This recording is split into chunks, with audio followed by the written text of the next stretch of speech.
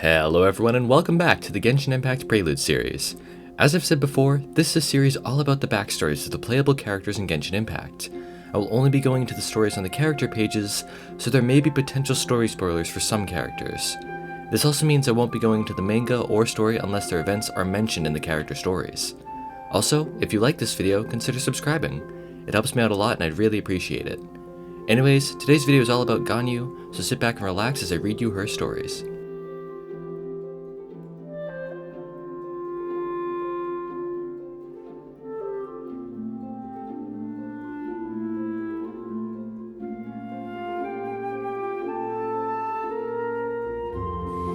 Though many in Liyue are fascinated by life in Yujing Terrace, its day-to-day operations and rules are a mystery to them. They are aware that the Liyue Qixing are the cream of the crop, who hold the fate of the city in their hands. But the calculations and data behind the Qixing's every decision are far harder to grasp. The people understand that the new policies announced each year will change the dynamics of the market, yet none can comprehend how policies plucked from complex meeting minutes and compiled into something easier on the human eye. As the secretary of Yujing Pavilion, Ganyu undertakes many tasks that ordinary folks do not see. For those that have witnessed her standing by the dock at daybreak, enjoying her breakfast in silence, it is difficult to imagine her in such a post. Even still, by the time the sun is fully risen, she will have returned to Yujing Pavilion overlooking Yujing Terrace to continue to fulfill her contract. A contract that she signed 3,000 years ago with Rex Lapis.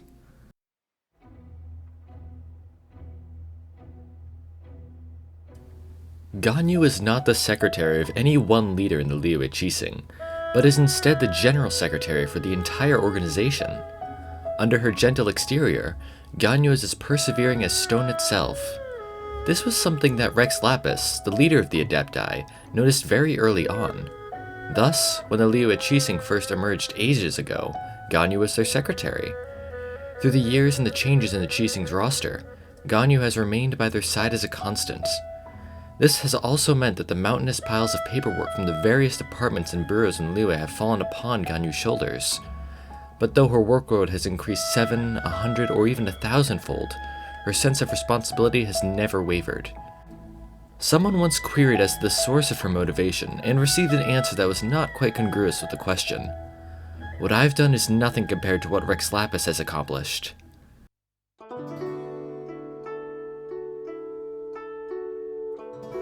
I work for the well-being of all living things in Liyue. Under almost all circumstances, Ganyu is a very trustworthy secretary. It is hard to imagine anyone outperforming her in the face of such an enormous workload, especially given her unique and penetrating insights into all of Liyue's matters. Nevertheless, her reliability can only be guaranteed under almost all circumstances. The more important the matter, the more Ganyu strives for perfection, and the more nervous she becomes. Under pressure, her nervousness does result in the occasional error. One such incident occurred during the Rite of Dissension, without doubt the most important annual event in Liyue's calendar. Ganyu was 3 minutes late for the rite, and had to squeeze through the crowd in full view of all. Later on, with her face as red as a tomato, she stammered her way through an unconvincing explanation, all the while apologizing profusely to Rex Lapis in her heart. Her colleagues guessed that there must be some reason for the mistake. Those who did not know her well saw that Rex Lapis did not mind, and thus paid the incident no attention. Those closer to her worried in private, and asked if she needed a workload adjustment or a short vacation, but Ganyu refused. I spent 2 hours making sure that I wasn't wearing anything too similar to last year's rite. Needless to say, Ganyu was not about to admit this being the real reason for her tardiness.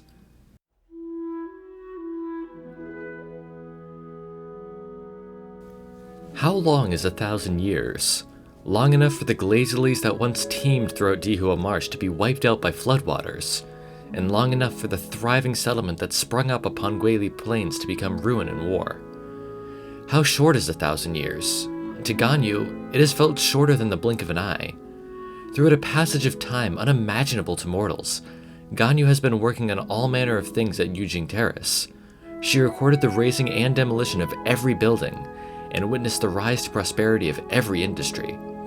Ganyu's sense of objectivity towards the passage of time comes from the endless reams of data she must trawl through, and from the ever-increasing number of colors she finds that she needs to categorize it all.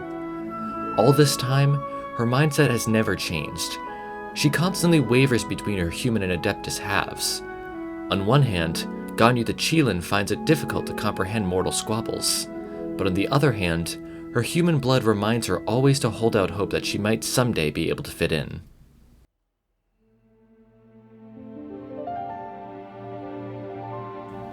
Outside the confines of her work, Ganyu very quickly shows how she is different from most other people.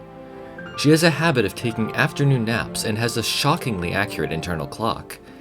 When lunch hour arrives, no matter where she is, she will simply curl up into a ball and fall asleep on the spot.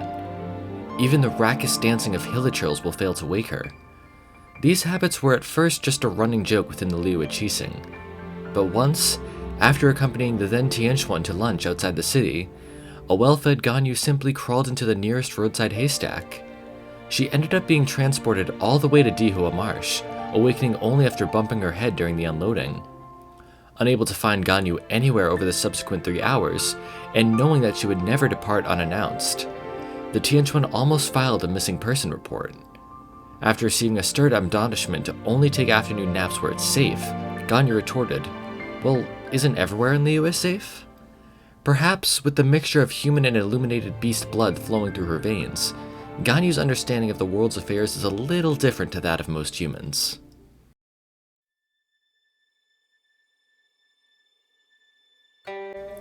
Ganyu's Qilin heritage is little known in Liyue Harbor. Whenever she is asked by someone walking along Feiyun Slope as to the obvious protrusions in her hair, she says that they are ornamental heirlooms.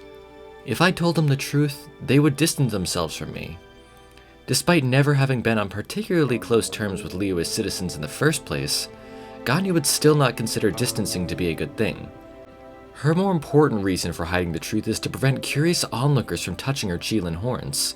After all, a Qilin's horns are a sensitive part of their body, both physically and mentally speaking.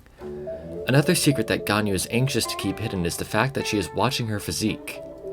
The Qilin are strict vegetarians, but Liyue is a veritable powerhouse of gastronomical delights, one in which even vegetarians struggle to control their appetites. Ganyu, who has grown accustomed to city life, is thus very vigilant in matters concerning her weight and physique. Whenever she finds herself being drawn towards some delicious dish, she will attempt to reassert her self-control. For Ganyu, the difficulty of such a challenge is second only to finding a flaming flower atop Dragonspine. But she is not one to give up halfway through the ascent. During the Archon War, she once choked a giant monster to death with ease after getting lodged in its throat when it tried to eat her, said monster having fatally underestimated quite how wide her waistline was. For Ganyu, avoiding any similarly embarrassing episodes in the future is an absolute must.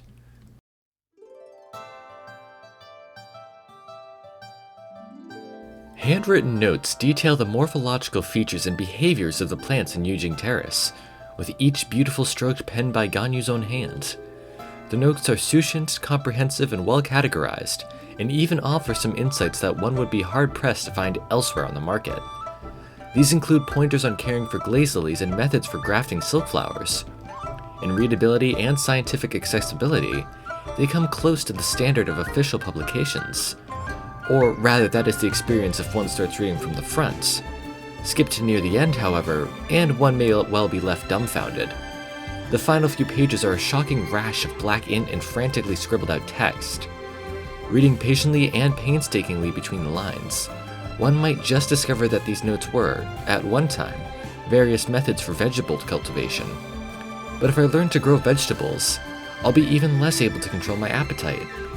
Her hands balling into fists, it was with much difficulty that Ganyu erased the results of her research. Later, whilst watering the plants on an empty stomach, Ganyu found herself plunging her head into a thicket of silk flowers, fantasizing that they were sweet flowers in an effort to comfort herself. Many more fantasy sweet flowers followed shortly afterward during her afternoon nap.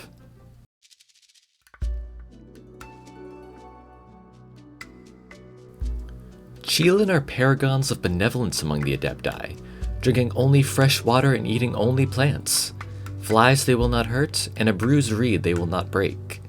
They do not travel in groups, and no trap will hold them. They are leisurely yet composed, active but reserved, a gentle and elegant race.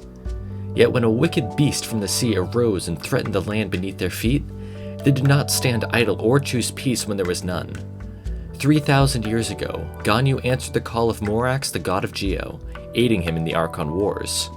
And when the war was over, she chose to stay in Liyue and help the humans build a new polity there. The first Liyue Qixing would need support, and she took this task up as a matter of course, becoming their secretary. The moment she made that decision, a vision appeared at her hip, granting her the power to resonate with the world to agree beyond her natural abilities, whether she would grow strong enough to no longer need it, or whether she would use it as a last resort in Liyue's defense. Regardless, she chose to serve as the bridge between Adepti and humans. Her vision, then, was proof and witness of her new duty. And those are all of Ganyu's stories. She appears in the main story throughout the Liyue Archon quests, including the recent interlude quest in 2.4. She also has her own story quest as well. Anyways, thank you so much for watching. I really hope you enjoyed this video. Have a wonderful day, and I'll see you all in the next video.